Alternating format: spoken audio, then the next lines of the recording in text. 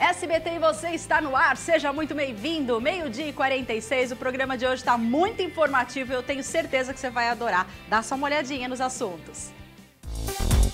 Hoje o nosso bate-papo é sobre o intestino, o nosso segundo cérebro. Vamos conhecer os alimentos bons para quem tem intestino preso. Saberemos também os principais sintomas da verminose. Além disso, tem evolução das coisas, a máquina de escrever. O SBT e você já começou. E para mostrar aí a evolução da máquina de escrever, eu recebo o Edmilson Carlos de Oliveira, que é comerciante. Para falar sobre o bom funcionamento do nosso intestino, o Dr. João Gomes Netinho, que é coloproctologista e cirurgião geral, está aqui com a gente. E os alimentos que são bons aí, hein, para o intestino funcionar direitinho, quem vai mostrar para a gente é a Rice Ayub, que é nutricionista. Então, fica aqui com a gente que o programa tá bom demais e você vai, se informar para que seu intestino funcione direitinho, porque isso é muito importante, mais do que a gente imagina, para o funcionamento geral do nosso organismo, não é, doutor João? Boa tarde, viu? Boa Seja tarde. bem-vindo. Obrigado. Doutora, todo mundo fala, principalmente as nutricionistas que vêm aqui, que o nosso intestino é o nosso segundo cérebro, né? Que ele realmente é onde se processa toda a alimentação e aonde se absorve tudo de bom para o nosso organismo, né? Uhum. É por isso que falam que é o segundo cérebro? Por quê? Bom, descobriu-se que no aparelho digestivo tem cerca de 500 milhões de neurônios. Mas neurônio é uma célula do cérebro. Como é que tem tantos neurônios, tantas células cerebrais no intestino? No entanto, elas tapetam a parede do intestino. E elas têm um papel importante, porque formam o que se chama sistema nervoso entérico. Então, todo o aparelho digestivo, principalmente o intestino delgado e o cólon, forma esse sistema nervoso que tem outra característica, é totalmente independente do sistema nervoso central. E também pode haver a conexão cérebro-intestino, mas através de neurotransmissores que tem uma via de mão dupla. Certo. Essa comunicação do intestino com o cérebro tem uma comunicação de via de mão dupla. Outra coisa que se descobriu é que esse sistema nervoso libera neurotransmissores. O mais conhecido é a serotonina, certo, já ouvi falar. Tem cerca de 90% no intestino. Olha só. É liberado, é o principal local. Só para vocês terem a ideia da importância, né, de ter um intestino funcionando regularmente, né, doutor? Então, a serotonina é um neurohormônio, um neurotransmissor muito importante, está relacionado com o humor das pessoas, está relacionada com a alegria, com o bem-estar. Por isso que falam quando você está enfesado, não é? Que tá ruim de serotonina. Você está cheio de fezes, você está enfesado, você está de mau humor, não é? E se ela estiver em grande produção, ela dá felicidade para o indivíduo. Então a serotonina é um neurotransmissor muito interessante e muito pesquisado, por sinal. Só, eu nunca ia imaginar que também o intestino também ajuda nisso. Ajuda. E além da serotonina, tem outros, mais de 30 neurotransmissores, que têm papel importante no nosso organismo. Tem mais uma coisa importante, que parece que depois vai ser mais abordado, que é a microbiota intestinal. Certo. Observamos que as bactérias, que existem trilhões de bactérias no intestino, existem mais bactérias no intestino do que células no corpo humano. Meu Deus! Aliás, metade das fezes, se forem ressecadas, é constituído por bactérias. Metade? Metade, aproximadamente metade. Meu Deus! Então, mas só que essas bactérias, nem todas são más, elas são boas. A gente convive harmoniosamente. Estão dentro da gente, né, Estão doutor? dentro da gente, elas ajudam a gente e a gente ajuda ela fornecendo alimentos adequados. E pode falar. Então, esse papel dos neurotransmissores, da microbiota, Isso, se tiver tudo bem, a saúde do indivíduo vai estar bem. Olha só. Quanto melhor essas bactérias boas, vamos falar assim, bactérias boas, estiverem bem alimentadas, a saúde nossa vai estar melhor também. Viu só? Agora você de casa, fala comigo. Você sabe como funciona o intestino? Você sabe o caminho certinho que o alimento faz? A gente vai mostrar, né, doutor? Vamos até ali no telão? Porque eu vou te mostrar uma foto e o doutor vai explicar assim, por cima, né, doutor? Porque não tem como explicar tanto, né? Mas aqui tem o funcionamento todo, desde lá do esôfago. É isso? Aqui é o esôfago, doutor? Esôfago. Bom, o indivíduo absorve o alimento, aí ele é mastigado, depois entra no esôfago e vem para o intestino. Aqui sofre pro estômago, aqui. Um estômago, esse órgão assim, mais ou menos em forma de J, né? Ele macera os alimentos, ao mesmo tempo libera enzimas, até ácido inclusive, para preparar para ser liberado e depois ele expulsa para o intestino delgado. O intestino delgado, ele é muito grande. Para vocês terem uma ideia, se ele fosse retirado do organismo e esticado, ele assumiria uma área do tamanho de meia quadra de tênis. Isso já foi falado. Tão grande que é a área de absorção do intestino delgado. E fica tudo enroladinho ali, bonitinho, tudo enrolado, tudo bonitinho. Cheio de velocidades, então parece que é pequenininho, mas na verdade ele é muito grande, tanto é que é onde é absorvido os nutrientes, todos os alimentos, é através daqui. Ele chega preparado, já triturado. E doutor, sabe-se por que ele é tão grande? Para absorver melhor. Ele passa por um caminho maior, né? Uma coisa que eu queria falar para vocês é o seguinte, nós não podemos viver sem o intestino delgado, mas podemos viver sem o intestino grosso. Porque o intestino grosso é um órgão, apesar de ser muito importante, porque tem uma doença séria, ele ajuda socialmente, mas ele é o órgão mais social, para poder eliminar os dejetos no horário conveniente, no horário que a gente prefere. Tudo aquilo que você falou para mim no sofá, que produz, que seria o segundo cérebro, seria então aqui no delgado? Todo o aparelho digestivo. Todo o aparelho, desde Agora, da entrada. No intestino grosso também acredita-se que tenha um cérebro só dele, que seria mais ou menos localizado aqui, fala-se que é um marca-passo cerebral, que vai ajudar no peristaltismo. Aquela serotonina que eu falei para vocês também é importante no peristaltismo, além daqueles problemas emocionais interessantes, ele também auxilia no peristaltismo do intestino. Tem muita, você falou agora, depois a gente tem que conversar sobre isso, doutor, se der tempo ainda hoje, né? Porque a parte emocional tem muito a ver, né, com o intestino. Aquela coisa de que, você tá com medo, você sente dor de barriga, né? Você tá aflito por alguma coisa, você sente dor de barriga. Às vezes as pessoas têm isso, né? Faz parte do sistema nervoso entérico. Olha que legal. Comunicando com o cérebro. E o cérebro é o seguinte, se a gente vive sob uma situação de estresse, o que vai acontecer?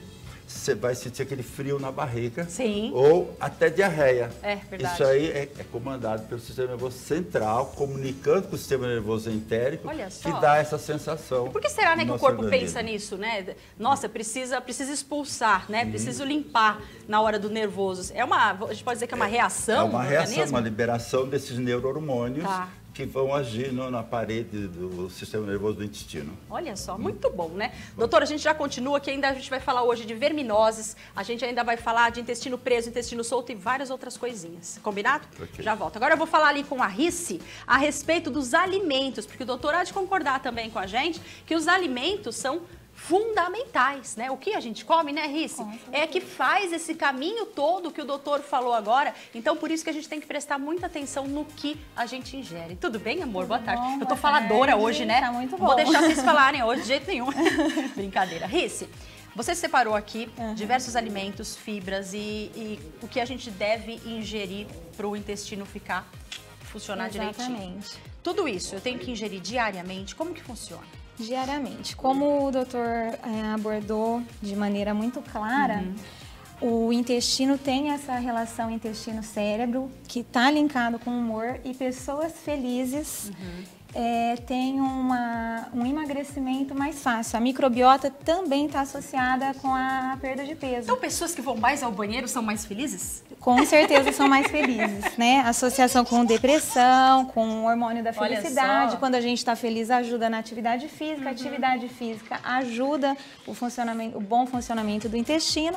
E associado a tudo isso, uma alimentação adequada que deve ser consumida diariamente. E como o doutor citou, existem trilhões de bactérias no intestino. Em um dia, você piora o crescimento dessa microbiota saudável. Existem as bactérias saudáveis, que elas devem estar presentes, como ele citou, né? A gente convive bem com elas, a gente precisa delas. E quando você entra com um alimento inadequado para a microbiota, você acaba deixando ela não saudável. Entendi. Tá? Aqui, de todos esses aqui, vamos dizer que estão, que eu conheço, né? Que a vovó já falava, né, Rici? Quer soltar o intestino? Come mamão todo dia. Come ameixa. Quando eu fiz minha cirurgia, o que me salvou para conseguir ir no banheiro foi a ameixa. Eu deixava fazer um chazinho de ameixa com 5 ameixinhas pretas e tomava e eu conseguia ir ao banheiro, né?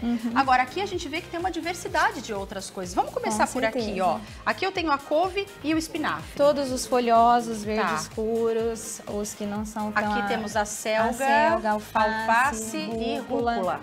Tá? Todos esses folhosos ajudam? Todos esses folhosos ajudam, porque tem uma quantidade maior de fibra insolúvel, assim como algumas fibras presentes no mamão, na pera, na ameixa, nas frutas secas, tá? Lembrando que você estava citando da ameixa, a fruta é uma ameixa seca, que é nesse volume, ela é consideravelmente, ela é correspondente. Você tá brincando? Então, se a gente deve consumir de 2 a 4 frutas por dia, tem que lembrar a proporção, tá? Olha só. Por isso que a mastigação é extremamente importante para a flora intestinal. Essa daqui, ela contém açúcar, Rici?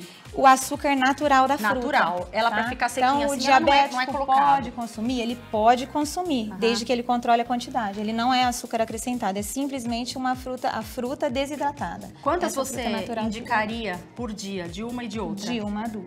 De 1 a 2, tanto faz. Tá? Essa daqui também seria de 1 a 2? Tanto faz. A porção de frutas, que seria do tamanho de uma ameixa, na classificação da nutrição, a gente deve consumir de 2 a 4 por dia. Tá? O ideal é a gente variar essas frutas. Então, não adianta consumir 4 ameixas no dia. Né? As frutas têm uma diversidade entre vitaminas e minerais. Eu comi 4 ameixas secas antes do programa. Você acha que eu consigo chegar até as 15 para as 2? Não tinha tanta necessidade. Os farelos também agora estão muito em voga, né? Tá todo mundo falando muito de substituir. Exatamente. Por que a gente usa o artifício dos farelos? Teoricamente, na nossa alimentação natural, que é constando diariamente fruta, verdura e legume, a gente consegue a quantidade de fibra que a gente deve ingerir no dia, que está por volta de 25 gramas. O ideal é que um adulto consuma de 25 a 35 gramas de fibra por dia. Como a gente faz uma alimentação inadequada e acaba diminuindo muito esse consumo de fibras, a gente, como nutricionista ou como médico que atua na área, orienta o paciente a utilizar, a fazer uso desse tipo de grão, que é uma maneira de acrescentar essas fibras numa alimentação nossa que hoje a gente fala está muito refinada, muito pobre em fibra. Eu tô trocando muito a farinha de trigo pelo farelo de aveia. Ele faz praticamente a mesma função, não é? E aí eu não tenho a farinha branca dos alimentos. Inclusive, eu fiz uma receita que você mandou. Você colocou lá a almôndega, né? Você colocou no seu Insta. Ela colocou uma receita muito gostosinha lá de almôndega e eu fiz com o farelo de aveia. Segue lá no Instagram. Pra ficar, segue no Instagram. pra dar liga, né? Na bolinha e eu consegui ir com ela. É uma maneira, eu faço esse uso no próprio preparo, no alimento comum, de substituir um alimento refinado por um alimento com valor nutricional melhor. Perfeito. Ó, daqui a pouco a gente continua a nossa bancada aqui de alimentos bons e também vamos citar os alimentos que não são tão legais aí para o funcionamento do intestino, tá? Ainda hoje tem o nosso quadro Evolução das Coisas e a gente vai ver a máquina de escrever, gente. Você pode participar do programa com a gente, o WhatsApp tá aqui embaixo já, tá? Já vai mandando pra gente, eu quero saber, você chegou a fazer curso de datilografia? Pois é, meus amigos, antigamente precisava, né? Você fez? Eu também. Mas não conta pra ninguém, não, que isso aí entrega a idade. A gente já volta, 13h. SBT e você está de volta. Hoje nós estamos falando sobre o bom funcionamento do nosso intestino, que é fundamental para a gente viver bem, né? Essa Priscila é demais, viu? Eu tô olhando aqui no nosso retorno, porque olha, tô dando risada com ela. Priscila, Obrigada, sensacional, tá? As curiosidades são muito boas, mas eu acho que você deve continuar como jornalista mesmo, viu? Que você tá aí nota 10. Melhor do que tentar laçar as coisas aí, que não deu muito certo, não. Mas gostei da brincadeira, um beijo, muito obrigada, viu? E, gente, ó, você ficou aí curioso para também participar? O evento vai até dia 28 de julho no Parque Clibas de Almeida Prado, em Araçatuba, e tá muito bacana, viu, gente? Tem que aproveitar mesmo. E, ó, tem mais uma notícia boa para você. Você que é fã do SBT e você que me manda aí recadinhos e fala, Mira Filizola, te assisto todo dia, você tem que ficar bem ligadinho, porque, ó, a partir do dia 5 de agosto, o SBT e você vai mudar de horário. A gente vai voltar pro 12h15, tá? Logo após o jornal SBT Interior, primeira edição. Então, anota aí direitinho para você não perder nenhum dia. A partir de 5 de agosto, SBT e você, 12h15. Combinado? Não pode perder nenhum dia, né, gente? Depois fica atrasado aí, não é, Riz? Tem que estar acompanhando o tempo todo. Tem que estar, devemos estar acompanhando, com o gerúndio mesmo. Não é isso? Olha só meu amigo aqui o que ele trouxe, gente. O que eu já apertei de teclinha hoje. Esse aqui é o Edmilson Carlos de Oliveira. Tudo bom, Edmilson? Você é comerciante, agora você está também fazendo uma coleção de máquina de escrever, né? Já iniciou há algum tempo, né? Uhum. E aí com o comércio também veio a paixão e o espaço, né? O pessoal sempre pede.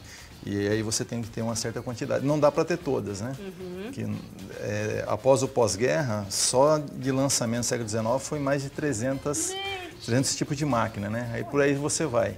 Sem contar os protótipos que foi saindo e não dando certo. Né? Então tem muita coisa. Então, você fez curso de datilografia? Fiz também. Mas foi esses dias, não foi muito tempo não. Tá bom, tá bom. Não. Gente, apesar de hoje, né, a máquina de escrever tá um pouco ultrapassada, já foi substituída pelos teclados, né, há algum tempo, ela foi muito útil e revolucionária quando ela surgiu, viu? Pode colocar a foto, galera. Quando ela surgiu, ela era desse jeito aí, ó. Esse instrumento mecânico consistia num sistema super simples, onde a tecla pressionada provocava a impressão no papel, né, gente? Olha só que coisa linda, né? Estilosa pra caramba. A máquina de escrever, ela foi inventada em 1868 e ela contribuiu para uma evolução geral na sociedade, viu, gente? Ela impulsionou todo o processo de comunicação e também contribuiu muito na inserção da mulher no mercado de trabalho, porque abriram muitas vagas na época, né, para quem quer ser a datilografar nos escritórios e tudo mais, né? Na primeira metade do século XX, surgiram as máquinas elétricas e também as portáteis, que tornavam o processo muito mais rápido e prático, né? E com o tempo, essas máquinas tornaram-se indispensáveis. E saber operar, né, uma delas era um grande diferencial, né? Aí que surgiram o que a gente está falando aí, os cursos de datilografia. E tem uma curiosidade aí, né? Na história diz que o primeiro curso da datilografia foi exigido mulheres capacitadas e jovens. Olha. E aí começou a abrir o mercado, né, feminino. Eu só lembro disso, que tinha um dos exercícios que você tinha que começar com o dedinho, né? Aqui, no A, A, S, D, F, G, né? C, L, K, J, H, né? E eu não tinha força no dedinho. Então, era feio o negócio. Nem no curso de datilografia eu passei. Exatamente. Feio o negócio, né? Muito feio. Vamos começar por essa aqui? Olha que legal. Gente, isso aqui posso dizer que é uma raridade. Século XIX. Século XIX. Onde você achou isso aqui? Garimpando, pesquisando, né, vai aparecendo, vai adquirindo. Dá pra você entender que no século XIX, muitas pessoas, não sei, eu acho, né, datilografaram com essa máquina aqui, ó. A precursora é a marca americana, a Remington, né? Foi que começou a fabricação. Aí depois foram surgindo várias marcas e aí após o pós-guerra, né, houve a degradação de muitos países e aí os Estados Unidos se aproveitou.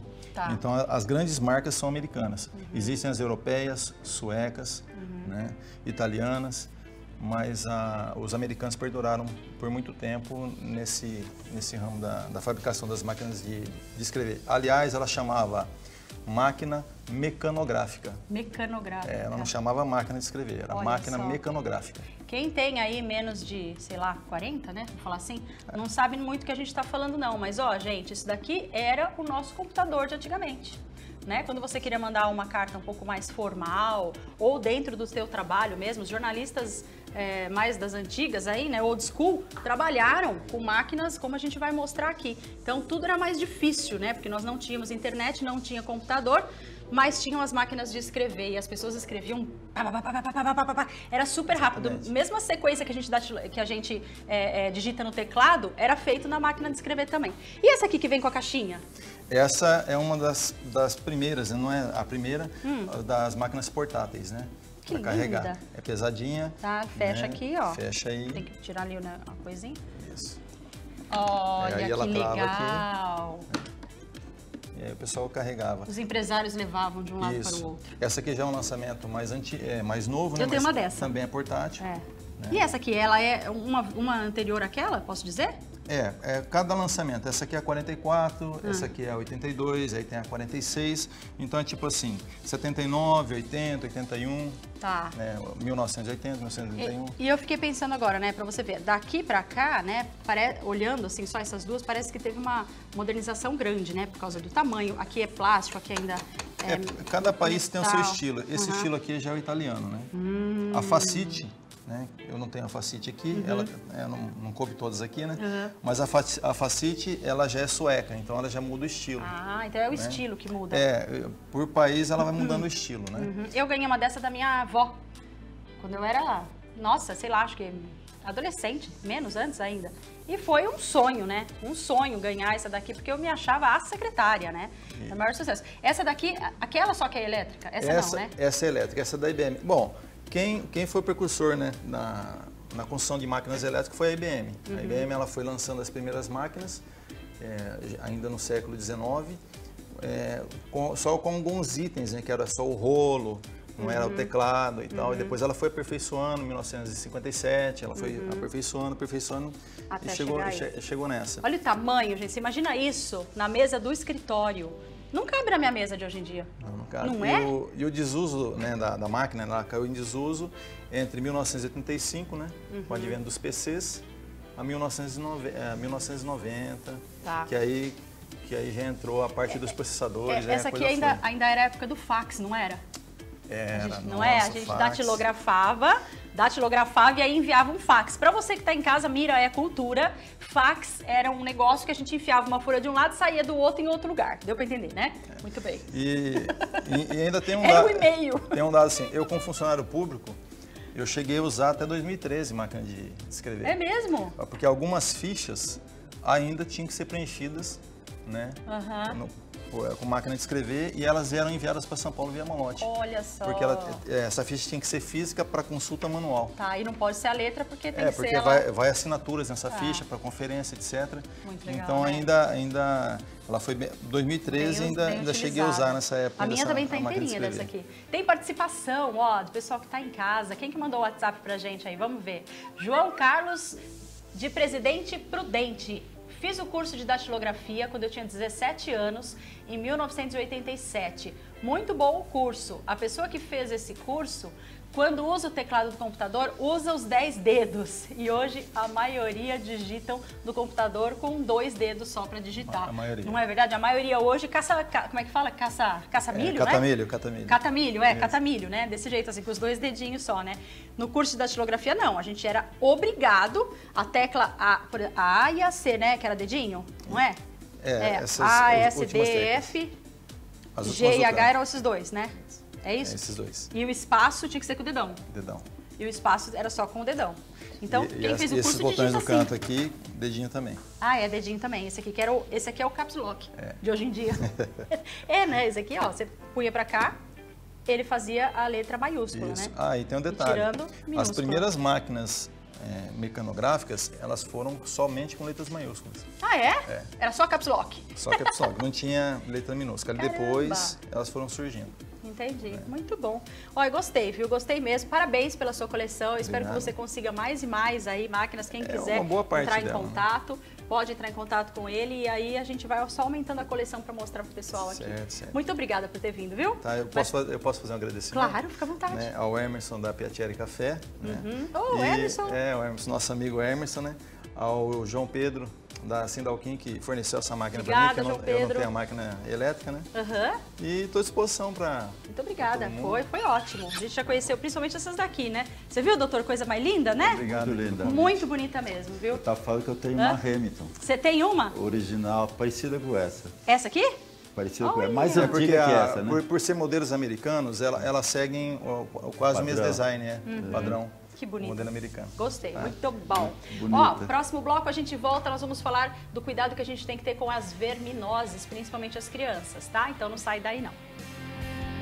SBT e você já está de volta, 1h18. E ó, gente, comprando o título de capitalização Saúde Cap Filantropia Premiável e cedendo o direito de resgate, você ajuda o Hospital do Amor, que fica em Barretos. Agora a gente vai conferir os prêmios da semana. Ó, no Super Giro são 20 prêmios de R$2.000. No primeiro, no segundo e no terceiro sorteio tem R$10.000 em cada um deles. E no quarto prêmio tem 2 Fiat Toro para você. Então, presta atenção, quem mora em São José do Rio Preto e região, aproveite, compre o seu título por apenas R$10, preencha corretamente todos os campos e depois você acompanha o sorteio dia 28 de julho aqui no SBT. Se você quiser ler o regulamento, ele está em saudecapregião.com.br ou você pode ligar no 17 3212 9034. Boa sorte para você, tá bom? E ó, agora a gente vai conversar com o Dr. João Gomes Netinho, que é coloproctologista, a respeito das verminoses, né? Porque eu lembro que eu, quando era criança, doutor, tinha tanto falatório em cima das verminoses, do tipo, não põe a mão na boca, não anda descalço, não beija os bichinhos de estimação. Tudo isso é real, doutor? A gente tem que ter esse cuidado? A higiene, vamos dizer, em geral? A verminose é resultado de falta de saneamento básico e também de cuidados higiênicos, falta de cuidados higiênicos. São essas duas condições que o indivíduo, de modo geral, acaba sendo vítima das verminoses. Adulto também tem, doutor? Adulto tem, é mais em crianças, mas pode ocorrer em adultos. É mais em criança por conta desse negócio, da criança pôr as coisas Criança na põe boca? dedo na boca, brinca, lugares contaminados, água suja, água de esgoto. Então, tudo isso leva a ser infectado. Muito bem. A gente vai conhecer agora quais são os tipos mais comuns, né, de verminoses que afetam os seres humanos. Olha lá, ancilostomose ou amarelão, ascaridíase, giardíase, oxiuríase, teníase e cisticercose. É isso, doutor? É isso. O nome é tão feio e comprido como a verminose, correto? Todas elas são, a gente costuma falar, nós que somos leigos no assunto, lombriga, né? Isso. Tá com lombriga, a criança tá com lombriga. Qual dessas daí que é a lombriga? É a ascaridíase. Ascaridíase. Essa, ela é visível a olho nu? É visível. É um verme, às vezes chega a ser 10 centímetros. Ai, que horror. E outra coisa, tem crianças com infestação maciça. Tá brincando. Além de dar dor abdominal, e quando tem dezenas ou centenas de vermes, chegam a dar obstrução intestinal. E essas crianças são operadas. Isso tem publicações de Recife, mas acho que no Rio de Janeiro também já foi publicado. Mas hoje e locais em dia ainda tem, infelizmente. Que judiação. Ainda tem. Locais assim que o esgoto não é protegido, Céu não aberto, é enganado. Infelizmente, o nosso país ainda deixa a desejar em condições de saneamento básico. E, doutor, independente da onde vivem essas crianças, né, e as mães, as famílias, o que a mãe e o pai tem que tomar cuidado, tem que evitar para que a criança fique o mais longe possível das verminoses? Os cuidados de modo geral. A contaminação se dá ou pelo pé ou então pela mão e ingerindo. Então, crianças que não têm noção, ou então indivíduos sem capacidade mental, às vezes pegam coisas sujas, que está nas fezes, e levam na boca. Isso aí acontece. Nós, os adultos, de modo geral, como é que acontece? É quando a gente come verduras, folhas, alimentos que não foram bem lavados. Quando não foram... Tem que ter o cuidado de deixar no vinagre ou aquela substância para higienizar adequadamente, né, as verduras. E eu não acredito que todos os locais do país aí afora as pessoas vão fazer isso. Quando é em casa, as famílias tomam esse cuidado. As donas de casa, as empregadas tomam esse cuidado. Mas fora, por isso que eu recomendo, inclusive, de um modo geral, para viajantes, esses caminhoneiros que andam pelo Brasil, cada hora comem num lugar, Isso. Fazer o tratamento pelo menos 2 vezes por ano. E você recomenda também, por exemplo, a gente não ingerir salada em algum lugar que a gente não conhece a procedência? Exatamente. Em qualquer restaurante que você veja na frente, eu tomo esse cuidado. Eu tomo esse cuidado. A gente deve ingerir salada que auxilia muito Sim. a microbiota. Mas como quando tem certeza falou, que ela está limpinha, né, doutor?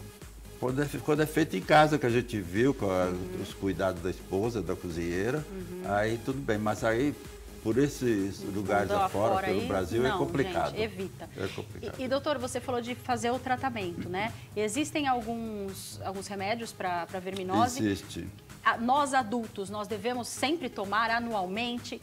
Como que a gente sabe que está com uma verminose ou não? E com as crianças, qual é o tratamento preventivo? Bom, geralmente, o tratamento preventivo é a a higiene, orientação, né? os cuidados. Tá. Não se toma o remédio só para prevenir? Não. De adultos, de um modo geral, que chegam ao consultório, parece que os médicos já têm esse hábito, dor abdominal que não está meio esclarecido bem a causa, ele não acha, toma algum vermífugo. Tá.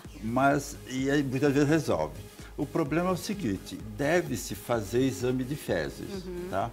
Para tentar detectar alguma verminose. Dando positivo, trata especificamente esse verme. Tá. Mas eu vejo que eu também tomo essa atitude, que caso de dor abdominal, que não está bem esclarecida, e se esse paciente não tomou vermífugo nos últimos tempos, assim, eu recomendo ele tomar vermífugo. Aí eu dou um polivalente. Mas tem que ir no médico para pegar essa receita, né, doutor? Não pode tomar por conta. E outra, isso é importante, porque às vezes, por exemplo, o diabético ou uma mulher grávida, uma lactante, não deve tomar esse medicamento sem orientação médica. Tá? Isso é fundamental. O que eu queria dizer? Então, o tratamento tem o específico e tem aqueles que a gente cobre a maior parte dos parasitas intestinais. Tá certo? O único sintoma que talvez a gente esteja com verminose é a dor de barriga? Ou dá uma diarreia, ou tem alguma outra coisa? A maioria das vezes não dá sintoma nenhum, ou então sintomas leves são dores abdominais, mas tem casos mais graves que pode dar fraqueza, anemia, diarreia, isso depende. E tem complicações da verminose. Geralmente os vermes se alojam no intestino, mas eles podem também se alojar em outros órgãos. Ai, meu Deus! Como o fígado, como o pulmão, como o cérebro. Meu Deus, mas daí tem que estar bem feio o negócio, Se você falar né, em doutor? cisticercose, tem a neurocisticercose, por exemplo. E esses vermes também são vistos a olho nu? Ou eles são... Não, é visto exame de imagem. Tá. Exame de imagem, tomografia, tudo. Menos mal, né, gente? Menos mal. Dá para ver e tratar. Então, às vezes dá problema sério, outras vezes nem tanto. Mas às vezes é sério. Tem um recadinho da produção, não tem? WhatsApp? Quer pôr nesse bloco? Quer pôr no outro? Pode ser nesse? Então vamos falar aí do Antônio. O Antônio mandou assim, ó. A digestão do diabético ocorre de forma diferente? Se sim, o que fazer? Muda? Olha... Obrigada, viu, Antônio? Depende do diabético. A maioria dos diabéticos não vai acontecer nada. Mas aqueles diabéticos já com a doença avançada, pode afetar o aparelho digestivo. O estômago pode estar mais lento para fazer a digestão. O intestino pode não funcionar bem, porque existe aquilo que nós chamamos de neurite periférica ou neurite diabética. Então, acomete e interfere no sistema nervoso do intestino e esse indivíduo pode ficar com o intestino preso, muitas vezes. Então, e é um problema para tratar. Gente, é difícil. Então, recomenda-se que os diabéticos tomem muito cuidado, controlem direito à alimentação porque pode comprometer vários órgãos. Então, preste atenção, tá bom, Antônio? Ainda hoje a gente vai falar dos alimentos que podem prejudicar o intestino, que a gente deve evitar, tá bom? 1h27, eu volto já já. 1h28, já voltei. E, gente, comprando o título de capitalização SPCap Filantropia Premiável, cedendo o direito de resgate, você ajuda o Hospital Regional do Câncer de Presidente Prudente. Agora a gente confere os prêmios que você vai concorrer nessa semana. Ó, tem o Super Giro, que são 20 prêmios de 2 mil. No primeiro, no segundo e no terceiro prêmio, tem 10 mil em cada um deles. E no quarto prêmio, tem 2 Fiat Toro para você. Então, presta atenção, você que mora em Araçatuba, Presidente Prudente e toda essa região, aproveite, compre seu título título por R$10, preencha corretamente todos os campos e depois acompanhe o sorteio, torcendo bastante no dia 28 de julho aqui no SBT. O regulamento é spcapprudente.com.br ou para informações você liga no 18 3903 0822, tá bom? E você aí de casa gostou da minha blusa vermelha? Ah, a cor da paixão, olha que linda que eu estou hoje. É Lily Brands, gente, olha os detalhes aqui. Ai, eu tô apaixonada. A calça social assim, olha, mais curtinha, eu adoro, é um coringa, né, no guarda-roupa, vai bem com tudo. A Lily Brands, gente, é um novo jeito para você comprar suas roupas aqui em São José do Rio Preto, tá? Eles têm um modelo de showroom, ou seja, eles fecham a loja para você e para suas amigas com horário marcado, para você escolher suas roupas, trocar, provar, ver se ficou legal, tá bom? Com total liberdade. Você não vai pagar mais por isso. Inclusive, tem assessoria de moda, tá? São condições de pagamento também muito boas e eles enviam para todo o Brasil. Acesse @lilybrands_Rio Preto. Fique por dentro de todas as peças e eu essa semana toda até sexta-feira vou mostrar para você, tá bom? E vamos falar com a Rice? A Rice tá aqui, ela é nutricionista, ela já passou pra gente alguns alimentos no outro bloco que são muito bons para que a gente vá ao banheiro bonitinho. Intestino funcionando, nota 10, tá?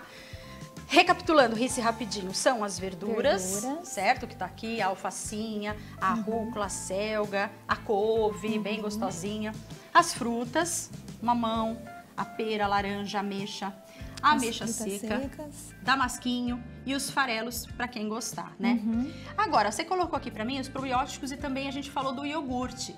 Eles também ajudam, Rice? Isso, outro fator que a gente pode utilizar para associar essa alimentação saudável, os probióticos auxiliam a aumentar, proliferar as bactérias saudáveis no intestino, que é manter essa microbiota saudável. Certo. Então, no mercado existem opções em pó, que a gente deve utilizar de preferência de manhã em jejum, dilui um pouquinho de água e toma puro, não tem sabor. Todo mundo pode tomar? Todo ou só mundo quem pode tem o usar. intestino meio A orientação preso? dos produtores do produto é que a partir dos 4 anos de idade. Tá. Porque teoricamente, né, é para uma criança ter um hábito alimentar saudável, uma criança até os 4 anos não deve ter uma flora comprometida. Por favor, né, mamães?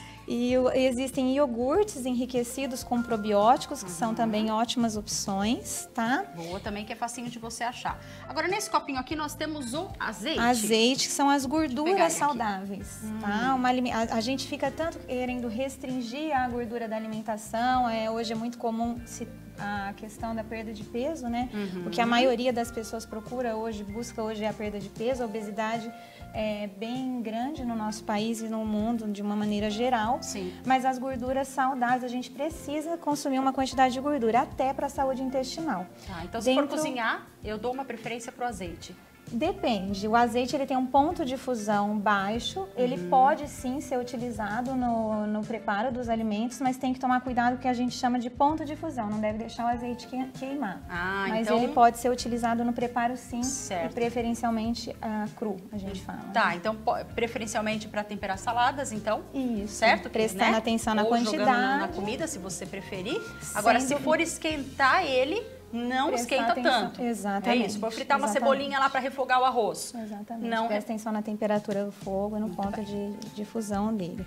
Outra fonte de gordura boa são as oleaginosas. Aqui está a castanha do Pará representando, tá? Tá, também posso consumir. A gente precisa consumir gordura, prestar atenção que mesmo as gorduras saudáveis, como as oleaginosas e o azeite, são gorduras, são fontes de energia de 9 quilocalorias por grama, então prestar atenção na quantidade, mesmo sendo um alimento saudável. Agora, a água. O mais importante, que ninguém lembra, né? Porque E consome um monte de farelo, consome um monte de ameixa seca, né? Verdura, lembrando, como o doutor citou do saneamento básico, a gente consome esse tipo de verdura crua, então prestar atenção na higiene. E se não tiver com o intestino hidratado, não vai prejudicar bastante, tá? Olha só, existe então, uma orientação sempre importante que a gente pode passar para os telespectadores, que é ingerir 1 copo de água em jejum ao acordar. Isso é muito saudável para o intestino, é muito bom para o intestino. Sem aquelas coisas de água morna, água com não precisa limão, ser água morna, com não sei com o quê, limão. simpatia, não. Pode Água. até fazer uso da água com limão, você gosta, mas acordar e tomar 1 copo de água é bem interessante para o intestino. Faz bem, né? Faz Sabia que eu muito acordo bem. a noite inteira para tomar água? Ah, isso Gente, é bom. mas que coisa. O que eu não tomo durante o dia, eu tomo durante a noite. Isso é um outro fator importante que você está citando. A hidratação, ela deve ocorrer ao longo de todo o dia. Muita gente faz isso. Passa o dia todo, você que trabalha conversando Esquece bastante. de beber água. Passa o dia todo, esquece de beber água, chega lá, nossa, vou Não tomar pode. 1 litro hoje. Isso Sim. não, você acabou ficando um período de tempo Porque a hora desidratado. que a gente tá com sede é porque o corpo já tá Exatamente. pedindo ali uma Exatamente. aguinha, não Já é? aconteceu a desidratação. Já aconteceu. Muito bem, Rice, muito obrigada mais uma vez Obrigada, pelas suas informações aí. Obrigada. Agora, os alimentos que fazem mal, eu tava esquecendo Tá, já. é bom falar só dos que fazem tava bem. bom demais, mas agora eu li açúcar ali, lembrei, ó. O que que faz mal pro Então. intestino, o que que a gente deve evitar, o que que a gente deve falar, tem o intestino principalmente preso, né? As Exato. pessoas têm essa necessidade de ir ao banheiro e não conseguem. Exato. Então vamos recapitular assim. A saúde do intestino ela depende de um consumo adequado de frutas, verduras e legumes. A indústria está aí com os probióticos para nos auxiliar. A hidratação é extremamente importante e a gente pode adicionar farelos, gorduras boas na nossa alimentação. Se isso a gente deve fazer diariamente. Em um dia de uma alimentação não saudável, como por exemplo um evento social, uma super feijoada regada com uma sobremesa, algum sorvete. O açúcar acaba com a flora intestinal. Olha lá, gente. O excesso de leite. O leite é um alimento muito importante. A gente precisa do cálcio para a nossa saúde de uma maneira geral.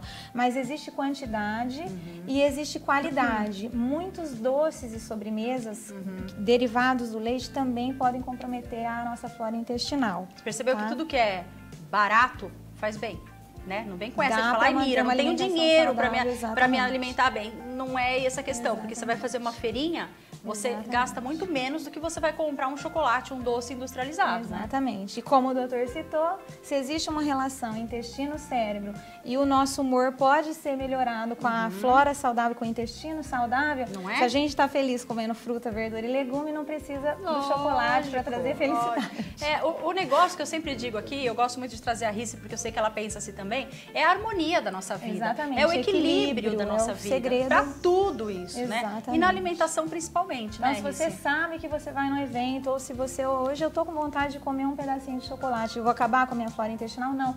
É prestar atenção que esse cuidado com o intestino é diário e que eventualmente você foi em alguma festa, um evento social, ou mesmo no seu dia, hoje eu vou abrir mão da minha rotina saudável, vou consumir um doce, mas lembrar de cuidar do intestino, porque ele foi comprometido com aquele Daí no excesso. dia seguinte você muda tudo.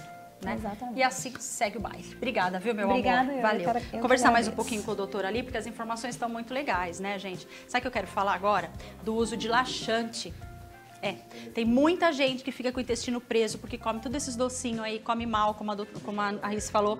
E aí, não consigo ir no banheiro, não consigo ir no banheiro, vai na farmácia, né, doutor? Compra qualquer laxante que vê na frente, aqueles antigueira, né, que vende ainda, e aí vai correndo pro banheiro.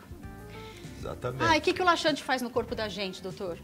O laxante, ele dessa situação em que as pessoas não têm uma alimentação adequada, como a Rice falou aí, acaba invariavelmente ficando 1, 2, 3 dias ou mais sem funcionar o intestino. Isso vai causar um desconforto abdominal, uma distensão. Então, o que se faz? Vai lá na farmácia, pega um laxante e começa a tomar. Então, começa a adquirir o hábito, resolver o problema com laxante. Exatamente. Então, cria uma dependência de laxante. O indivíduo fica dependente, porque é uma bem melhor maneira... ficar dependente de ameixa, não é? É melhor. Não é, gente? Se Seja ficasse um dependente ameixeiro. de ameixa, de verduras, de frutas, de água, tudo barato, como você disse. A Não água é? é boa, barata e tem em todo lugar. Puxa vida, Mas né, as gente? pessoas nem sempre tomam. Bom, isso tem vários motivos. Mas então cria-se essa dependência do laxante. As pessoas também que vivem tomando progressivamente cada vez mais laxante vão acabar tendo gases, aquele desconforto abdominal causado pelos gases. Outros acabam tendo diarreia aquosa, então perde líquidos e com isso eles desidratam. Tá.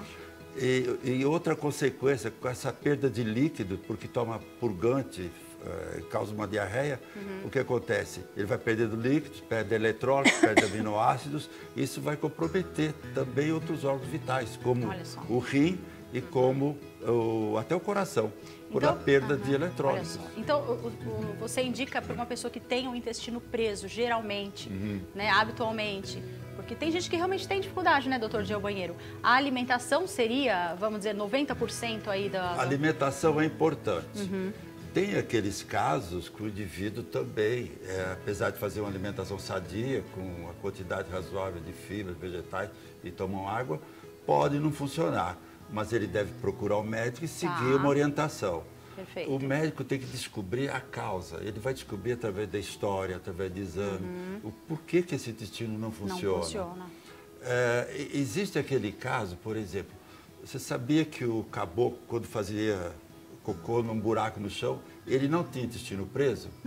Porque aquela posição de cócoras, que é aquela, a coxa... Joelho acima do peito. Facilita a evacuação. Eu vi isso na internet, eu vi para colocar um banquinho, doutor, assim. Então, recomenda-se às vezes um banquinho, por quê? Porque relaxa um músculo chamado bulbo retal, que abre o reto e favorece a passagem de fezes. Então, tem que ser diagnosticada a causa. Muitas vezes não é esse o problema. Muitas vezes é que o intestino já está com o peristaltismo debilitado. O médico tem que descobrir isso e dar medicação adequada. Tem várias causas que tem que ser... E tem uma perguntinha que a produção passou para mim aqui, que eles estão com dúvida, se quem sofreu uma cirurgia e tirou a vesícula, se isso interfere alguma coisa no intestino preso. Olha, na maioria das vezes não ocorre nada. Em alguns casos, a gente vê que o intestino começa a funcionar mais. Ele funciona mais que o normal. Pessoas que antes tinham o intestino preso, após a cirurgia da vesícula, começa o intestino a funcionar bem. Isso acontece. Agora, ele queria saber como... Se muda alguma coisa no intestino. Então, o intestino tem, na maioria das vezes, numa boa parte das vezes... Mas para soltar mais, não para prender. Não para prender. Olha só. E existe, doutor, uma quantidade certa de vezes que a gente tem que ir no banheiro? Isso existe ou isso varia muito de pessoa para pessoa? Varia, mas o certo, se for pôr numa regra básica, seria 3 vezes por dia até 3 vezes por semana. Tá. Bom, mas 3 vezes por dia não quer dizer que as fezes têm que ser moles. Se for mole, já não é normal. Entendi. As fezes têm que ser formadas e macias. Ou então 3 vezes por semana, do mesmo jeito. Do mesmo jeito. Não pode ir 3 vezes por semana, as fezes são duras, ressecadas. Aí não é bom. Aí tem que, as fezes sempre... Para ser normais, tem que ter aquela consistência normal. E isso é muito importante também. Você vai falar, ai, Mira, a hora de almoço, tá falando de cocô. Mas, gente, é verdade. Não é verdade, doutora? A gente tem que olhar para o nosso cocô. É verdade, a gente tem que analisar para ver se está tudo bem, porque ele diz muita coisa se o nosso, como está o nosso organismo, né, doutor? Exato. Precisa. Tá ali, tá dentro da gente, né? Fazer o quê? Doutor, aquela alimentação tem mais WhatsApp? saudável é fundamental. Hein? Tem um WhatsApp de verme, ó, pra gente. É a Marli Santana de Araçatuba. Um beijo, Marli, um beijo, Araçatuba. Ela diz assim... Amanhã está lá? Ó, muito bem. Quero saber se muito barulho na barriga pode ser verminose. Aquele roll, né, Marli? Tá roncando. É o verme que tá roncando, doutor? Não obrigatoriamente. Pode ser, mas pode ser uma porção de coisas. Pode ser pessoas muito ansiosas, que deglutem muito ar, então faz aquele borborismo, que a gente chama aquele barulho.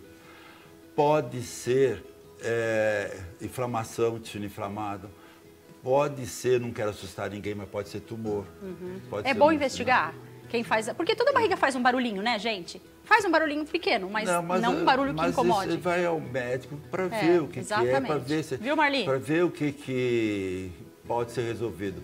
E ver qual é a causa, para poder tratar adequadamente. Muito bem. Não tome nenhum remédio por conta, não vá no Dr. Google, porque ali você vai encontrar de tudo, né?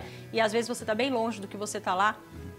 Viu alguma coisa? Eu sempre digo, é melhor a gente pecar pelo excesso. Vá até o médico para escutar. Não, tá tudo bem, vai embora, é assim mesmo. Mas tem que ir no médico para a gente investigar tudo direitinho, tá bom? Quero agradecer você, doutor. Muito obrigada por ter vindo, pelas informações. Boa viagem amanhã para Araçatuba. Obrigado. E você de casa também fique com Deus, tá? Muito obrigada. Vamos cuidar da nossa saúde como um todo, não é, gente? Vamos melhorar nossa alimentação aí todos os dias. Você vai ver como tudo melhora. Um beijo. Fica com Deus. Tchau.